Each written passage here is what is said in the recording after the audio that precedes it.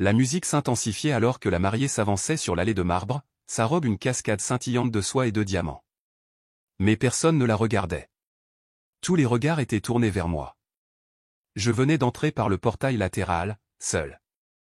Non pas parce que je n'avais personne, mais parce qu'on m'avait dit explicitement qu'il n'était pas le bienvenu, que ce mariage était pour la vraie famille, et que toute personne extérieure à ce cercle était considérée comme une distraction.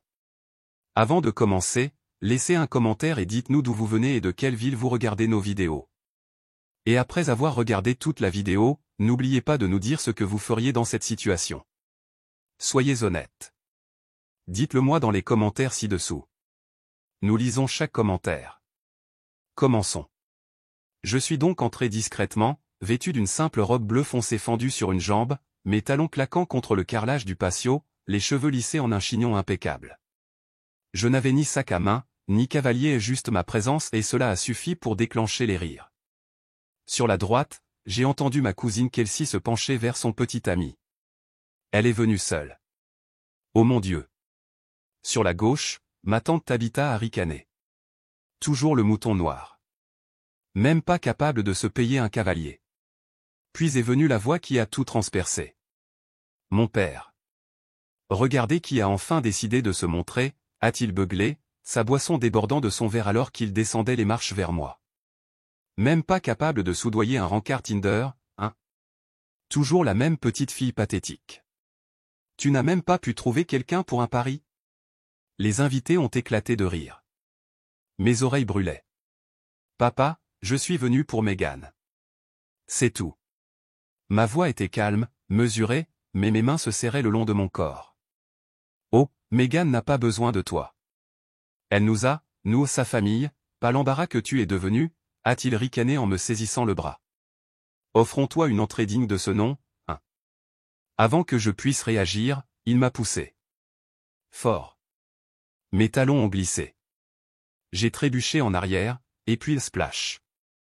J'ai coulé. Les invités du mariage ont eu un hoquet de surprise, puis ont acclamé. Quelqu'un a même applaudi. J'ai refait surface en crachant, trempé de la tête aux pieds, ma robe collant à chaque centimètre de mon corps. L'eau de la fontaine scintillait sur ma peau, le mascara coulant sur mes joues. Mais je n'ai pas pleuré. Je n'ai pas crié. J'ai souri, droit à mon père, droit à ma sœur. Et j'ai dit, juste assez fort pour que tout le monde entende, souvenez-vous de ce moment. Je suis sorti de la fontaine, pieds nus, ma robe mouillée traînant sur la pierre. Je n'ai pas demandé de serviette. Je me fichais que les gens chuchotent. Mon père secoua la tête de dégoût. Ma sœur évitait mon regard. Il pensait m'avoir humilié. Il n'avait aucune idée. Car 20 minutes plus tard, le vrombissement sourd d'un moteur de luxe a retenti dans l'allée du domaine. Puis est arrivée la Mercedes Maybach noire. Un homme en est sorti, grand, le regard perçant, froid comme la glace, une posture létale. Le chauffeur a ouvert la portière arrière.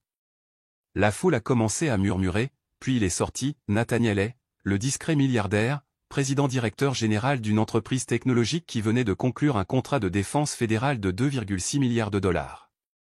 Il a marché droit vers moi, ses yeux fixés uniquement sur moi. Tout le monde s'est figé. Puis ma sœur a eu un hoquet de surprise. Attends, est-ce que c'est? Avant que les chuchotements ne puissent se répandre, Nathaniel m'a rejointe, a pris ma main dégoulinante dans la sienne, s'est penché et a dit à voix basse, « Ça va, bébé ?» J'ai hoché la tête. Il s'est tourné pour faire face à toute la foule stupéfaite, son bras maintenant fermement autour de ma taille. Son ton était calme mais portait le poids du tonnerre.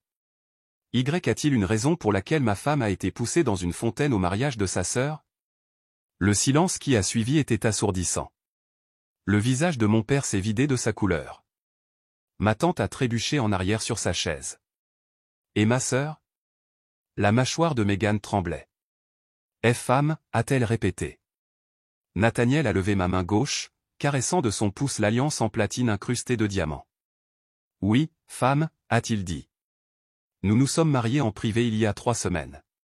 Mais puisque vous sembliez tous penser qu'elle n'était pas assez bien pour amener un cavalier, » ses yeux se sont rétrécis vers mon père, j'ai pensé qu'il était temps que je me présente correctement. Ce qui a suivi? Eh bien, c'est là que les choses sont devenues intéressantes, car ce moment n'était pas la fin. C'était le début de la façon dont j'ai abattu chaque mur qu'ils avaient construit pour me tenir à l'écart, comment je me suis élevé publiquement, sans m'excuser, et comment je me suis assuré que chacun d'entre eux ravale ses rires. Et comment la vérité sur ma famille et les mensonges, la trahison, la cruauté qu'ils cachaient derrière leur joli sourire a été traînée en pleine lumière, pièce par pièce, brutalement. Les répercussions de l'arrivée de mon mari milliardaire se sont propagées dans le mariage comme une fuite de gaz toxique. La musique s'était arrêtée. Le bouquet de Meghan pendait mollement dans ses mains. Quelqu'un a laissé tomber un verre près de la table du traiteur, et le bruit a résonné dans la cour comme un coup de feu. Je suis resté là, trempé, agrippé à la main de Nathaniel, tandis que ma famille me regardait comme s'ils avaient vu un fantôme. Je pouvais presque voir les calculs se faire dans leur tête. Cet homme? Elle? Pourquoi? Comment? Meghan a craqué la première. C'est une blague, a-t-elle dit, s'avançant dans sa robe Vera-Wang blanche. Tu mens. Elle n'est pas mariée à toi. Ce n'est pas possible. Nathaniel a haussé un sourcil. Voulez-vous voir notre certificat de mariage? Les vœux ont été échangés à Auger Vineillard, un domaine privé. Voulez-vous que j'appelle notre avocat? Elle a cligné des yeux. Sa bouche s'est ouverte, mais aucun mot n'en est sorti. Papa n'a pas parlé. Ses yeux allaient de la Rolex de Nathaniel à la voiture dans l'allée, et à la manière silencieuse dont le chauffeur se tenait maintenant comme une statue près du capot, observant. Pourquoi diable épouserait-il quelqu'un comme elle, a chuchoté ma cousine Kelsey, un peu trop fort. Je pourrais en dire autant, a répondu Nathaniel froidement. Pourquoi quelqu'un comme moi mettrait-il les pieds dans un repère de serpents qui prétend célébrer l'amour tout en humiliant son propre sang devant des étrangers? Mon père est intervenu. D'accord, ça suffit. Tu n'es qu'un gosse de riche qu'elle a manipulé. C'est la seule chose pour laquelle elle a toujours été douée. Profiter, faire semblant, s'accrocher à tout ce qui a de la valeur. Nathaniel l'a dévisagé. Un long, sinistre silence. Puis il s'est tourné vers moi et a dit calmement, rentrons à la maison. Mais je n'ai pas bougé. Pas encore. En fait, ai-je dit, m'avançant lentement, toujours trempé, je crois que je vais rester quelques minutes de plus. Je veux voir le gâteau. Ma mère a tenté d'intervenir. Ma chérie, je pense que tu devrais. Non, ai-je coupé, ma voix calme mais lourde. Vous m'avez fait sentir que je ne méritais pas d'être vu. Vous avez ri quand il m'a poussé. Vous tous. Personne ne l'a nié. Personne ne le pouvait. Je vous ai dit de vous souvenir de ce moment, parce que maintenant, je m'en souviens. Et je le porterai avec moi chaque jour de ma vie. Je me suis penché plus près de mon père. Le peu de dignité qu'il vous restait à mes yeux, vous l'avez noyé dans cette fontaine.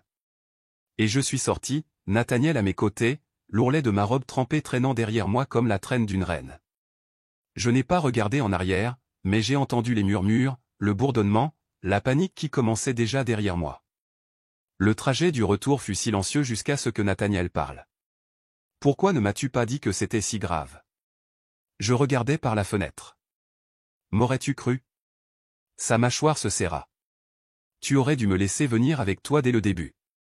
Ils auraient quand même trouvé un moyen de m'humilier. Il ne s'agit pas de la personne avec qui je suis, Nat. Il s'agit de moi. Ça a toujours été le cas. Je n'ai jamais été la favorite. J'étais la menace qu'il ne pouvait pas contrôler. Nathaniel a tendu la main et a pris la mienne. Ça s'arrête maintenant. Si tu es d'accord, je pense qu'il est temps que nous mettions ton nom de famille sur tout ce que nous avons construit. Je me suis figé. Que veux-tu dire? Je veux dire, a-t-il dit, je te veux au conseil d'administration de Strategic Holdings, publiquement, légalement, en tant que ma femme. Et plus que ça, je veux que tu leur montres qui tu es. Pas discrètement, pas modestement, mais pleinement. J'ai dégluti difficilement. Ils vont s'acharner encore plus sur moi.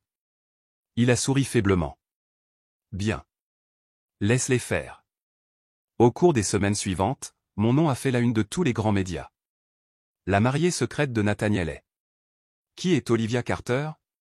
Fontaine de mariage et milliardaire, un drame familial viral se déroule. La sœur d'une mariée locale contrôle désormais des parts d'un géant de la technologie. La vidéo du mariage a fuité. La poussée. Le plongeon. Mon sourire calme. L'arrivée de Nathaniel. Tout est devenu viral. Soudain, les mêmes personnes qui me traitaient de honte m'envoyaient maintenant des fleurs, des messages privés, de fausses excuses. Meghan a même posté une photo mise en scène de nous deux, datant d'il y a 5 ans, avec la légende « Les sœurs avant tout ». Je n'ai pas répondu. Pas quand le pâtissier qui avait refusé de faire mon gâteau d'anniversaire l'année dernière m'a envoyé un courriel pour m'offrir un gâteau d'excuses personnalisé. Pas quand ma cousine Kelsey a envoyé un message « Oh mon Dieu, tu étais si belle au mariage de Meg ». C'était vraiment drôle. Quelle journée, hein? On boit un verre bientôt? Et certainement pas quand mon père a essayé d'appeler en disant « Parlons comme des adultes ». J'ai laissé le silence les punir. Mais le silence n'a pas duré éternellement, car un jour, j'ai reçu une enveloppe privée sans adresse de retour. À l'intérieur se trouvait une clé USB. Je l'ai branchée, et ce que j'ai vu a tout fait voler en éclats. Des images de sécurité. Ma sœur, debout à un bar d'hôtel, riant avec Nathaniel 6 mois plus tôt. Sa main touchait sa poitrine. Son visage était indéchiffrable. Puis elle s'est penchée, plus près qu'elle n'aurait dû. La vidéo suivante, le couloir devant sa chambre d'hôtel. Elle a essayé d'entrer. Il l'a arrêtée. Elle a réessayé. Il l'a bloquée, fermement, sévèrement. Il ne l'a jamais laissée entrer, mais elle n'a pas cessé d'essayer. La date, 2 semaines avant notre premier rendez-vous officiel. J'ai refermé lentement l'ordinateur portable. Mon pouls battait la chamade. Ce n'était plus seulement de l'humiliation. C'était quelque chose de plus profond. Quelque chose que Meghan avait essayé d'obtenir avant moi. Et maintenant que je l'avais, elle voulait le détruire. Je n'ai pas pleuré. Je n'ai même pas appelé Nathaniel. Pas encore. Je me suis juste assise dans mon fauteuil et j'ai murmuré, « Très bien. Tu veux la guerre? Jouons. » Je n'ai pas parlé de la clé USB à Nathaniel. Pas immédiatement. J'avais besoin de comprendre pourquoi Meghan aurait essayé de séduire l'homme que j'ai fini par épouser. J'avais besoin de comprendre jusqu'où allait réellement son obsession du contrôle. Alors, j'ai revisionné les images.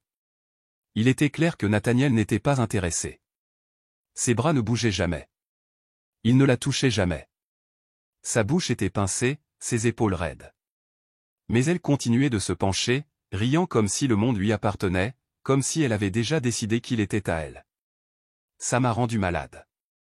J'ai fermé l'ordinateur et je suis resté assise là, le cœur battant, essayant de respirer.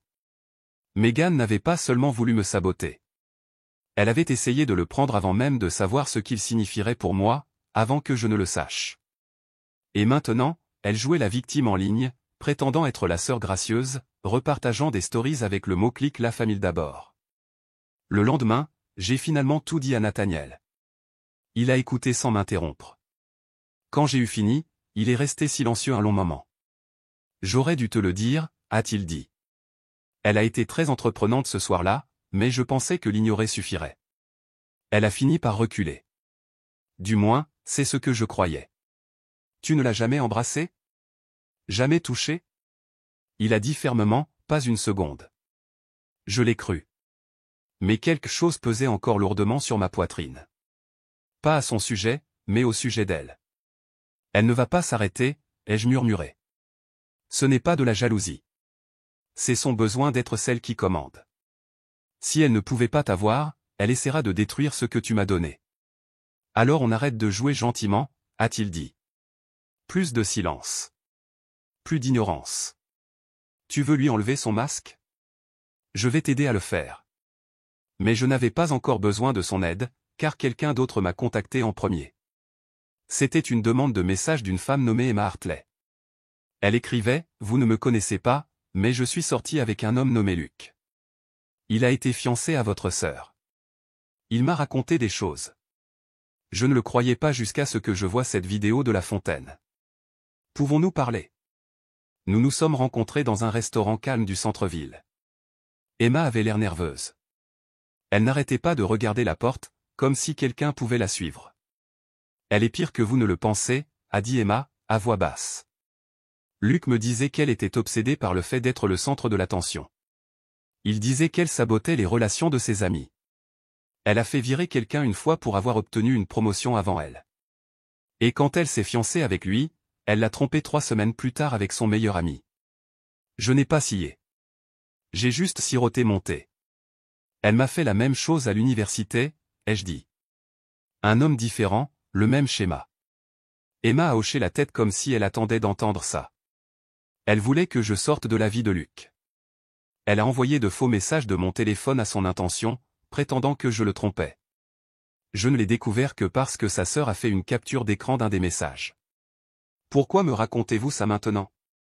Elle m'a regardé droit dans les yeux. Parce que vous êtes la première personne qu'elle n'a pas pu contrôler. Et je pense qu'elle prépare quelque chose de pire. Nathaniel et moi avons décidé de ne pas agir publiquement pour le moment. À la place, j'ai commencé à rassembler des pièces. J'ai contacté l'organisateur du mariage et j'ai demandé les enregistrements bruts de leurs caméras de sécurité. J'ai contacté l'ancien employeur de Meghan. Elle était partie avec un message d'adieu élogieux, mais la femme qui l'a remplacée m'a dit que Meghan avait été surprise en train de supprimer les fichiers de travail d'autres personnes pour saboter les évaluations trimestrielles. J'ai même demandé à l'un des contacts professionnels de mon père pourquoi il avait coupé les ponts avec la famille. Elle est toxique, m'a-t-il dit. Votre père la couvre. Votre mère ferme les yeux. Mais tout le monde sait que Meghan est un passif avec un joli visage. J'ai perdu un contrat à cause d'elle. Petit à petit, la vérité s'est assemblée. Elle n'était pas une victime. Elle était une bombe à retardement. Et ils l'ont tous laissé faire. Mais l'étincelle finale est venue quand j'ai reçu un appel d'un cabinet d'avocats. Un avocat nommé Grant Delaney voulait me parler. Son ton était rigide mais respectueux. Je représente la succession de votre grand-mère, a-t-il dit. Il y a un codicile à son testament dont nous pensons que vous n'avez jamais été informé. J'ai cligné des yeux. Elle est décédée il y a 3 ans. Oui, a-t-il dit. Et 6 semaines avant cela, elle a changé le bénéficiaire de sa fiducie de biens privés, comprenant 3 maisons et 1,3 million de dollars d'actifs. Le bénéficiaire est désigné comme étant vous, mais les documents n'ont jamais été divulgués lors de l'homologation du testament. Pourquoi pas? Il a hésité.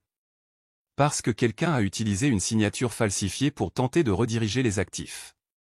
Nous pensons que c'était votre père. Possiblement avec l'aide de votre sœur.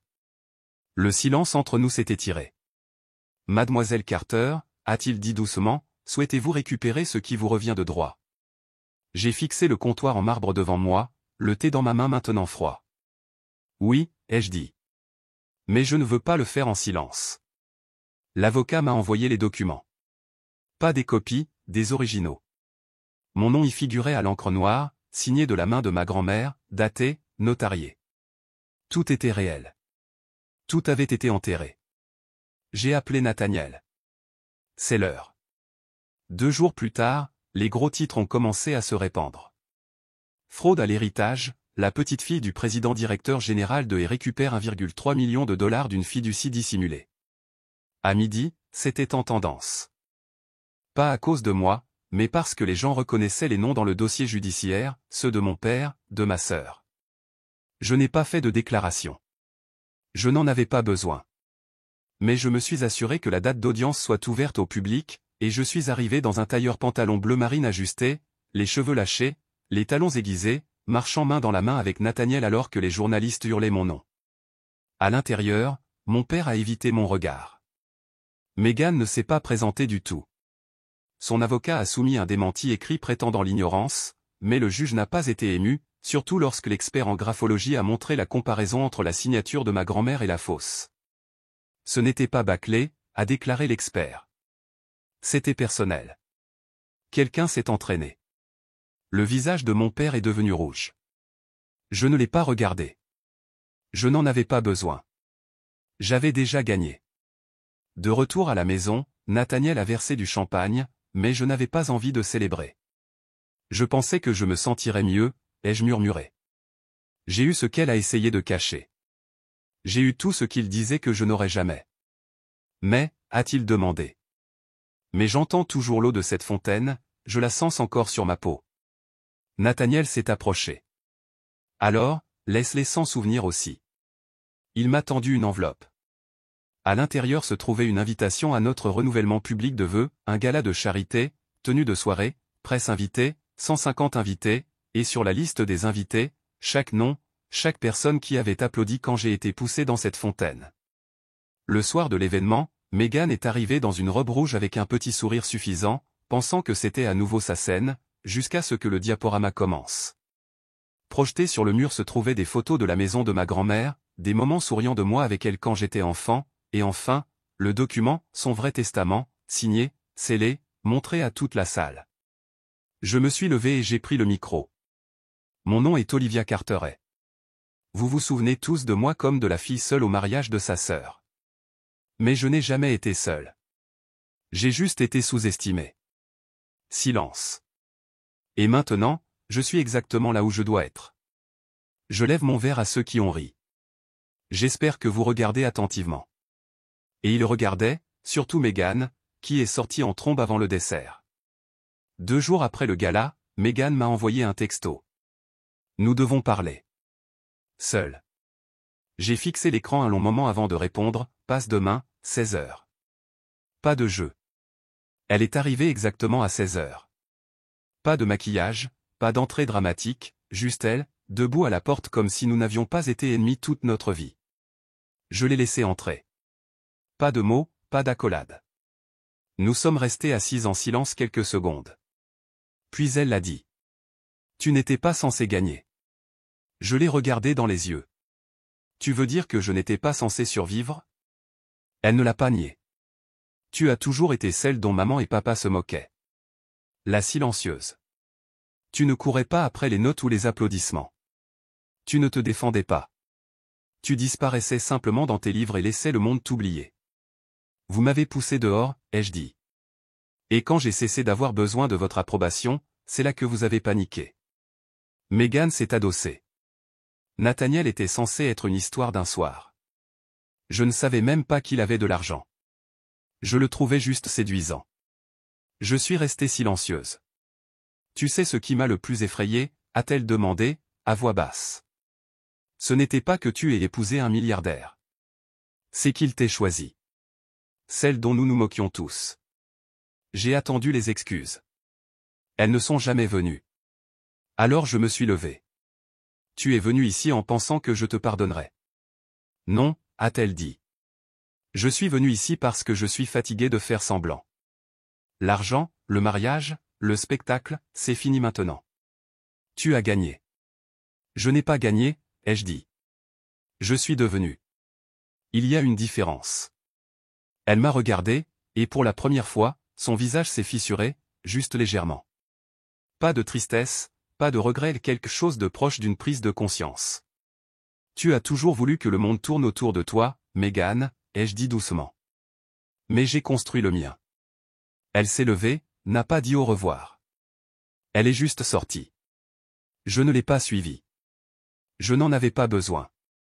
Des semaines ont passé. Le tribunal a officiellement rétabli l'héritage. Mon père a été condamné à une amende et réprimandé publiquement. Les actions de son entreprise ont chuté. Discrètement, quelques partenaires se sont retirés. Meghan, elle, est restée hors ligne, se cachant probablement de la tempête qu'elle avait créée. Mais moi? J'ai continué à m'élever. Plus par vengeance. Pour moi. Pour notre anniversaire, Nathaniel et moi sommes retournés au domaine où le mariage a eu lieu. La fontaine était toujours là. Cette fois, je ne suis pas tombé dedans. Je me suis approché, j'ai regardé dans l'eau et j'ai vu mon reflet, différent, stable, entier. Nathaniel est venu à côté de moi. Leur pardonnes-tu? Non, ai-je dit. Mais je me pardonne à moi, d'avoir laissé leur voix résonner dans ma tête pendant trop longtemps. Il a embrassé ma main, et derrière nous, le soleil a commencé à se coucher.